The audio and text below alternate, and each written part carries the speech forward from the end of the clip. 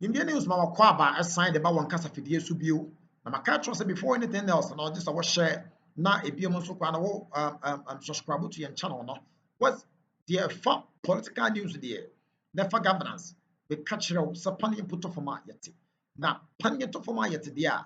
Ane na nsɛm foforɔ bi nso asan asi. Benim sɛ wo de nsɛm ade ba nyina na ya na ya wote na ya wohwe na ya wofa nso so. Nti no nsɛm foforɔ bi asi a India news yan so pan ye to for me baby ati nyina chi no ye nsa atumi aka bi na yaso nso atimi atisa nsɛm bi. Yentie nsɛm mmra sisi a na mpanifo mpo se kakom no ye che no koku enum. De ba before that no subscribe to your channel no. Sabeka all other news fa politics one de opesa wote no ɛho. Itie ba ebe ba bia susu anso person de body no fa na de asie bia no so fa comment anso to ase na yenkenkan informaw de ready na emeko yentie nsɛm mmra sisi a utie no fa comment to ase ba de emfa nchemu no so ento aso yentie mmra. Promise brewing in the camp of the New Patriotic Party as campaign teams of leading candidates in the party's presidential race flagrantly flout directives by party leadership. It follows what has been a war of words from the Bawumia and Agyapong camp over the weekend as the battle for who leads the NPP into the 2028 election picks up. This is despite the party directing all campaigning be brought to a halt pending the Akwetiya by-election. The development sparks fresh concern again over the hold of party leadership on members in respect to its directive. Shortly, we'll engage a political analyst on the latest that was seen on the front of the New Patriotic Party. But let's first walk you through what the commentary has been on social media, reason for which this conversation is actually happening. And we're starting off from the camp of Agyapong, who started it all, and their spokesperson, Kwesi Kwate. He had quite a few things to say with respect to second chances being offered to candidates. And he says that it is misguided and untenable for anyone to suggest that the same person who led the party to their poorest and worst defeat ever automatically is given a second chance, especially when the party's first flag bearer in the Fourth Republican Constitution, Professor Edu Buahin, was denied one despite the circumstances surrounding his performance. He proceeds to make the argument that they who, amongst many other things, believe that Agyapong is the best individual to lead the NPP into the next election. He's not the only person who's been speaking, because we know as well that Miracles Abuaji, who speaks for the Bawumia campaign team as well, has been, amongst many other things, speaking to what exactly it is they have to do with respect to everything that's been playing out as well. And so a bit more on what he's been saying, and that's Kwesi Kwate. He makes the argument that the 2028 election will not be about second chance candidates. It will be about strong candidates. It will be about credible candidates, and most importantly, a winnable candidate. And that is where Agyapong comes in. But like I mentioned, Miracles Abuaji, who speaks for the Bawumia campaign team as well, has been speaking and speaking quite strongly. And he says, directing this straight at Agyapong and his campaign team, that your candidates, and if an inference can be made, that candidate being Agyapong's reckless temperament, divisive rhetoric, and history of inciting violence makes him utterly unfit for the presidency. Whether on the first chance, second chance, or third chance, he will just not cut it for our dear party and country. And that's Miracles Abuaji with that one. But we know that the party, amongst many other things, issued a directive, which we're bringing you details of right now, having to, amongst many other things, urge and ask party members to stay off campaigning until they retain the Akwetiya seat in the by-election scheduled for September 2. Here's what the General Secretary had to say at a press conference at the end or the last days of July, specifically on the subject matter. Now, he said the decision of the party is that since we have an important by-election coming up, the Akwetiya by-election, all attention and focus must be directed there.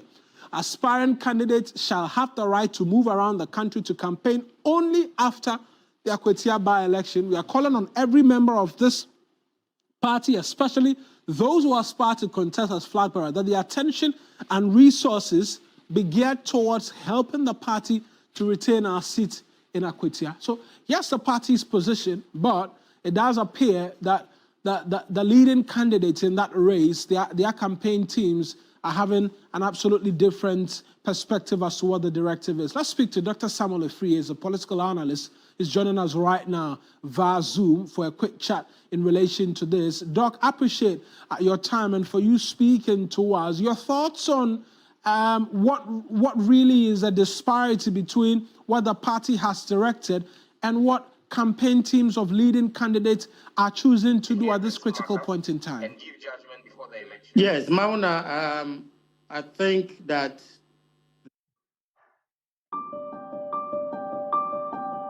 came out with a decision that they have to finish the Akwatia by-elections, that is after 2nd September.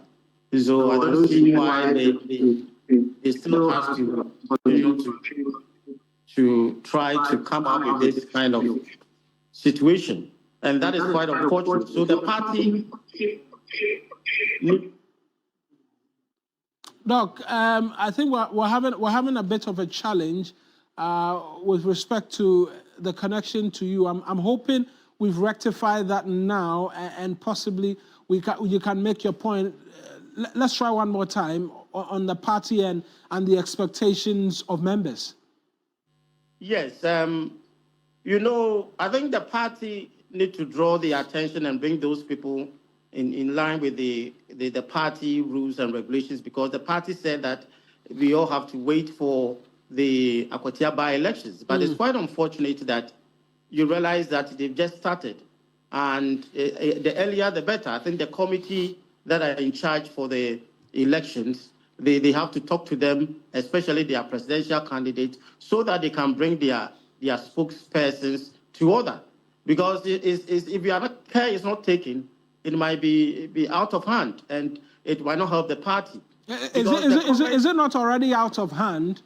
What it is that we're seeing, there are those who raise concern, and rightly so, that this path that the two leading candidates' spokespersons are on could lead to intense division, that even in the aftermath of the presidential election, there will be a difficulty for the party to put them back together.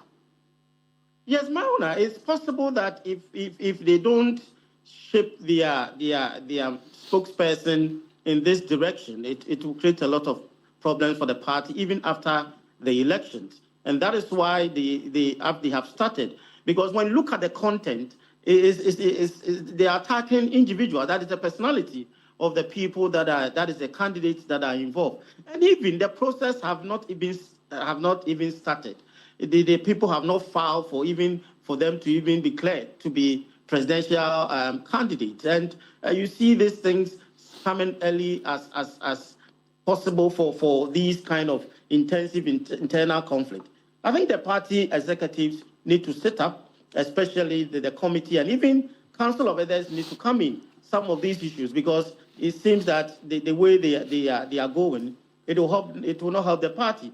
The personality attacks is so strong at this stage, and it needs to be avoided as soon as practicable. If not, I'm sorry that the party will be worse even after the elections. And Doc, just finally, there's been a lot of talk about the party intervening. You've mentioned the Council of State. Can they do that? Because for many people, this has been happening for quite a while, and political scientists like yourself, other persons within the party have asked that, look, persons need to step in, stem the tide, the nature in which the campaigning and the politicking is going within their own fold, and yet this continues to continue. Can the persons you've named really be able to step in and have something done?